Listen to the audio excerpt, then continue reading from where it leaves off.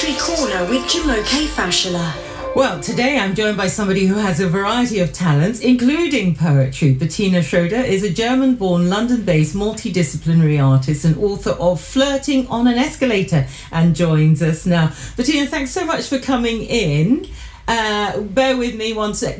Thank you so much for coming in. Tell us a bit, how did you first get into poetry? Hello, great to be here. I started really with music, apart from writing for parties perhaps, or casual sort of reciting of poems, and always listened to a lot of music. And when I started to learn an instrument a couple of years ago now, sort of 10 to 15 years ago, I became more aware of song lyrics and the structure and verses. And of course then the desire starts to actually write your own. And I played in the band of my husband's, which is called the Beach Bullies. And from there it then went on to me writing material. Especially, I think, more seriously during lockdown, when we all had more time. When I did my first album with Jude Montague called Versus, and that was a really big impact, having that album released. And that then led to more writing and more music combined stuff. I love the combination between music and spoken word, because I absolutely do not sing. My voice is flat like a pancake. And so spoken word, of course, for me is ideal. Yeah. But what kind of music was influential in the beginning of this journey for you? I think a lot of everything, very contemporary stuff in the past, reggae, rock and roll, Beatles, of course, when I was young, and Stones. And then later, sort of new wave in London. And now I listen to a lot of different things, because things are not so focused anymore on a particular stuff. And then a lot of clubbing, which is, of course, rap music, where you have the spoken word coming as well, which is very much on my wavelengths too. Yeah. And you must know, as an artist, because you're a multidisciplinary artist in terms of that you engage in so many different art forms, about the notion of when do you know that something is complete, i.e. when do you know a painting's complete, or when do you know a piece of poetry is complete? It's not always that easy, especially with painting. You can easily overdo it. With writing, it's for me clearer. I know when something is just mediocre, or if something it just has got it. You feel it. And if I'm not so sure, I can always rely on my husband's opinion, who is also a writer, a musician, and edits my stuff. James A. Smith is his name. And so if I'm not sure, I can talk to him, or maybe to other poets. But on the whole, if it's good, you know it. And that is true. What kind of influence has London as a city had on your artistic endeavours? Massive, absolutely massive. I write a lot of things about street life, the road, the traffic. We live near Arsenal football stadium, so I write about football, about the stadium itself, which is sort of quite special, and things I notice on the bus, or when I'm out in cafes. Equally, I do drawings of things around me. So to me, London is very, very important. It sounds like artistically you are always on. Is that, how much of a challenge is that for you? Like, is there a place within art where you can find rest? That is quite a difficult balance usually, because I'm sort of always quite motivated to do things. So finding the quiet time is actually quite important, not just for relaxing, but also for having creative ideas, especially with poetry and writing generally. If you are too overloaded with duties and going out, then your brain cannot go into this world where you have to float and let things come to you, and then pick them up and write them down. Because that can happen actually anywhere. It can happen while I'm walking sometimes. I have to sit down on a wall somewhere and write that line down because it just came to me. And the same if you're sketching, you can do that.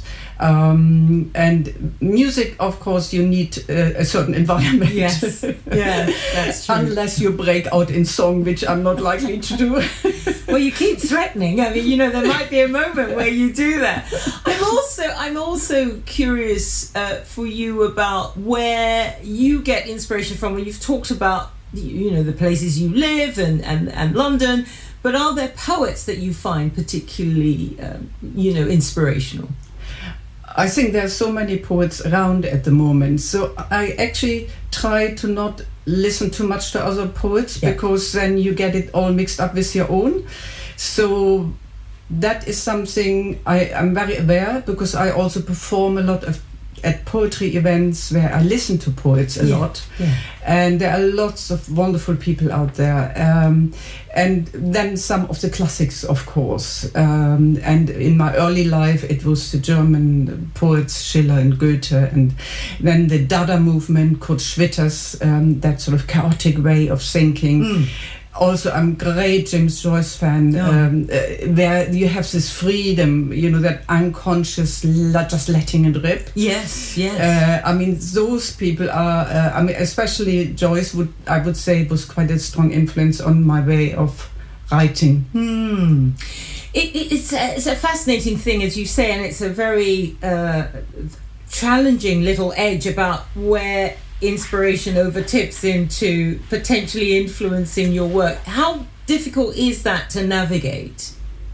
Because when I'm having these quiet times, these corners that I either find or put aside, you go into that inner world and you suddenly realize, I want to write about this. It's sometimes politics, of course. Yes. Environmental issues. There are so many problems worldwide now, and you can't escape them. So I tend to really pay attention to, and they feed automatically into my work. So there is, for example, a piece about, it's called The Car That Fell from Dreamport to Hell, which is also a YouTube video, and it's about the car, the development of the car, how we admired the car when I was younger, and the freedom it gave you, and the wonderful journeys across the Alps and stuff like this. And then now this problematic thing that we have an environmental issue with it, and things like this, juxtapositions, how things in our cultural life or generally have developed and changed. Yes. And that change is always really interesting as well. Yes, and also I suppose the wisdom of growing or being able to see, you know, another year, another day is so influential, isn't it, in terms of what you can perceive with regards to writing? Yes, the years obviously also matter when you have been around for a while, because you can tell the comparison, things that have been better, things that are worse. You also tend to think about the future. You think more long term, because you're thinking of the next generation and what they have to face. Yes. And that influences, you know, what you write as well. Yes, it really does. Well, we ask every poet who comes in to read for us. You have kindly agreed to do that, Bettina. What are you going to read for us?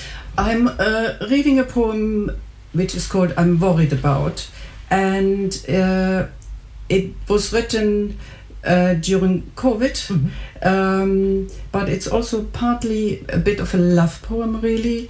And with Valentine's Day tomorrow, I thought that might actually go quite well. Here we go. I'm worried about.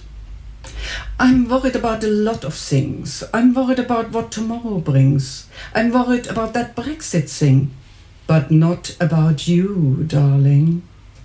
I'm worried about the food we eat. I'm worried about my large feet. I'm worried about society falling apart, but not about you, sweetheart. I'm worried about social injustice. I'm worried about the safety of takeaway pasties. I'm worried about killer vapes, but not about you, babes. I'm worried about pollution. I'm worried about government collusion. I'm worried about being tough enough, but not about you, my love. I'm worried about people being sick. I'm worried about not playing with Rick. I'm worried about not having fun, but not about you, my only one. I'm worried about the guy without home. I'm worried about sleeping alone. I'm worried in a big way about money, but not about you, honey. I'm worried about the melting ice. I'm worried about the disappearance of a paradise. I'm worried about being past my prime, but not about you, sunshine. I'm worried about knees on people's necks. I'm worried about woodworm on decks equally, wrinkles and cracks. I'm worried about the proliferation of the internet, but not about you, my pet. I'm worried about the African tsetse fly. I'm worried about not getting high. I'm worried about fish swallowing plastic, but not you, sunny boy. You are fantastic. I'm worried about what to wear. I'm worried about social care. I'm worried about being funny, but not about you, bunny. I'm worried about press manipulation. I'm worried about bad education. I'm worried about the planet. I'm worried about who has done it. I'm worried about toilet rolls hoarded. But with you on board, I can get all that stuff sorted. Thank you ever so much for reading for us this afternoon, Bettina. Are you performing live anywhere where people can see you? I'm going to tour with the Noisy Women Present, which is a women's collective, and we are playing in Liverpool in March and in Glasgow and Edinburgh later on in the year. But I haven't got the exact dates with me, and Liverpool is obviously quite a long way away. But you never know, people will travel for any gig sometimes. Listen, it's been lovely having you on. Thank you so much for joining us this afternoon. Thank you very much as well. A pleasure. Let me give people details. I was speaking there to the multidisciplinary artist Bettina Schroeder. You can find more of her work at bettinaschroeder.net. That's bettinaschroeder.net.